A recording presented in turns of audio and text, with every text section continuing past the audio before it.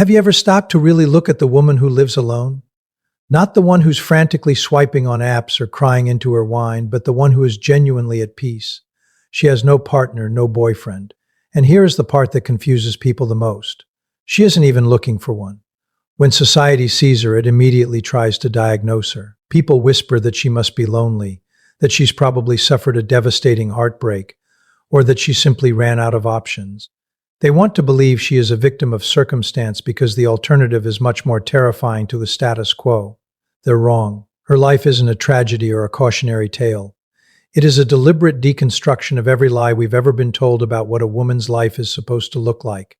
From the time we are children, we are taught that a woman is a puzzle piece waiting for its match. We are told that our value is tied to our other half and that a house without a man is just an empty shell. But when a woman chooses to be alone, she isn't getting lost in the woods. She is finally stepping out of them. She is reclaiming the territory of her own life. This isn't a flashy journey that gets rewarded with likes or public applause. In fact, it's often met with awkward questions and pitying looks at family dinners. But beneath that surface is a path of silence and internal strength that most people are too terrified to even imagine. It takes a massive amount of courage to stop seeking external validation and start trusting the voice inside your own head.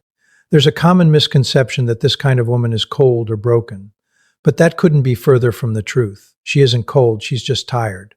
She's exhausted from years of burning herself at both ends to keep other people warm while they never bothered to help her carry the wood. She has spent enough time in partnerships where she did 100% of the emotional labor only to be left drained and invisible. Now she has realized that her energy is a finite, precious resource.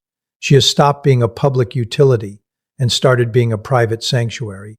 She hasn't lost her ability to love. She has simply raised the price of admission to a level that requires actual effort and integrity. The reality is that a woman who doesn't need a relationship to feel whole is one of the most threatening things in our society, our entire. The world is built on the myth of emotional dependency, the idea that you are incomplete until you find someone else. When a woman stands up and says, "I am enough exactly as I am," she shatters that logic of control. She dismantles the idea that a woman needs to be saved, managed, or claimed. This creates a massive problem for the system because you cannot control a woman who isn't afraid of her own company. You cannot manipulate someone who is perfectly happy, sitting in a quiet room by herself.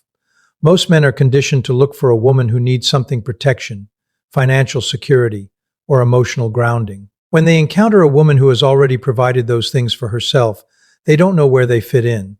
It's a blow to the ego of anyone who relies on being a hero to feel important. And for other women, seeing her can be equally unsettling.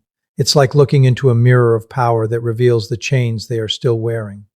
It forces people to ask themselves, am I with my partner because I love them, or because I'm terrified of what I'd find if I were alone? She doesn't have to say a word to challenge your entire lifestyle. Her existence is the argument. T-hack. His level of freedom is a different kind of whole. It's not the wholeness of a perfect circle. It's the wholeness of a mountain. It's steady. It's unmoving. And it doesn't need anyone to tell it that it's beautiful. She has discovered that the most important relationship she will ever have is the one happening right now in the silence of her own home, between her heart and her mind. She isn't waiting for her life to begin. When a man walks through the door, she is already living it.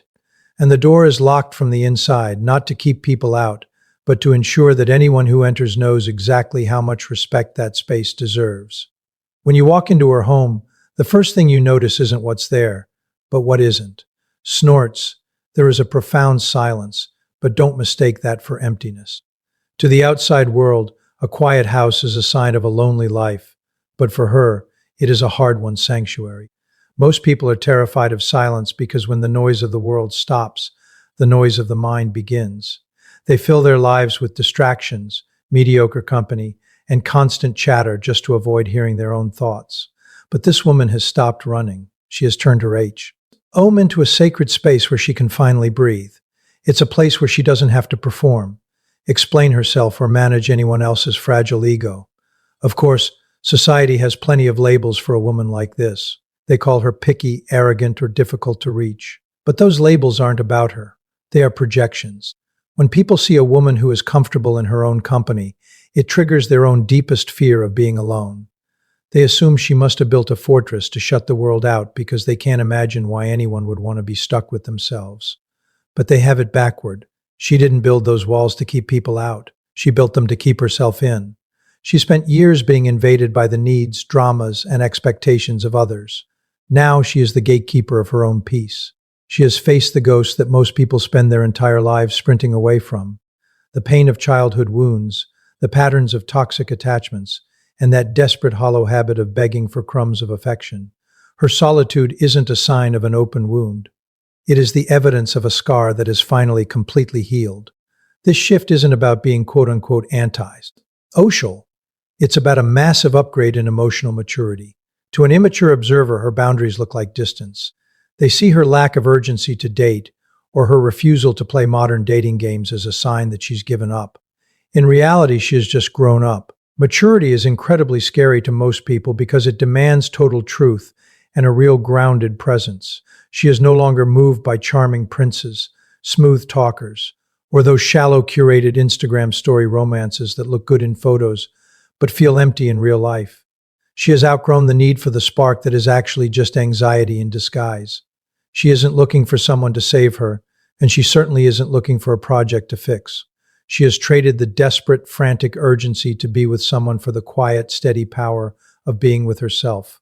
She has realized that the half-person looking for their other half narrative is a trap designed to keep people in codependent loops. She doesn't want to be completed by another person because she isn't a half. She is a whole. She is looking for something much rarer, reciprocity. She wants a connection where both people are already full, already grounded, and already aware of their own shadows. She wants to overflow alongside someone else who has also done the heavy lifting of inner work. Until she finds that, she is perfectly content to stay exactly where she is. She isn't waiting for her life to start. She is enjoying the life she has already built, knowing that any addition to her world must be at least as peaceful as the silence she has worked so hard to protect. When you look at this woman, you aren't just seeing someone who lives alone. You are seeing someone who lives by essence rather than convention. Most people spend their entire lives following a script written by someone else, checking off boxes like marriage, partnership, and social validation, just to prove they exist. But she has opted out of that performance. She is living proof of the one thing society tries to convince us is impossible, that you can be truly deeply happy without a witness. She doesn't need a partner to narrate her life or a social media feed to validate her weekends. Her joy isn't a show put on for an audience. It is a private conversation between her and her soul. When people look at her and say, "You're just too picky," she doesn't get defensive. She simply smiles. She smiles because she understands a secret they don't. What the world calls picky is actually just the bare minimum of what she deserves. She has stopped negotiating for the basics, honesty, consistency, and respect, and has decided that if those aren't on the table, she isn't even pulling up a chair. This clarity does more than just protect her. It acts as a brutal mirror to everyone she encounters. Her presence alone tears the masks off the people around her. Men who feed on female insecurity feel threatened because they realize their old tactics of needing to be needed don't work on her. Women who are still trapped in the exhausting cycle of seeking approval feel a sharp pang of judgment, not because she is judging them, but because her freedom highlights their own chains. She isn't out there trying to start a fight or prove a point. She is just existing. But in a world that demands women be small, agreeable, and available, the simple act of being is a radical revolution. She has stopped living to please, to serve, or to fit into a mold. She lives to exist in her fullest, most authentic form. And that makes her the most dangerous kind of person, one who is truly free.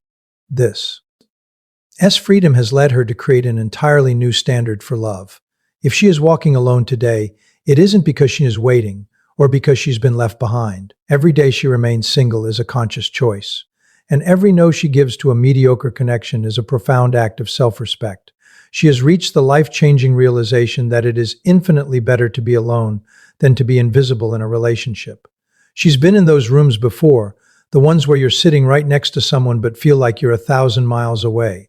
She's done with the lonely together trap. Her path isn't always a perfect sunny straight line. She has her nights of doubt and moments of nostalgia for a touch or a voice. But even in those quiet, heavy moments, she remains loyal to her own soul.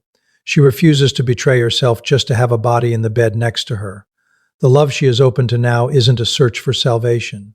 She doesn't need a man to rescue her from her life because she actually likes the life she has built.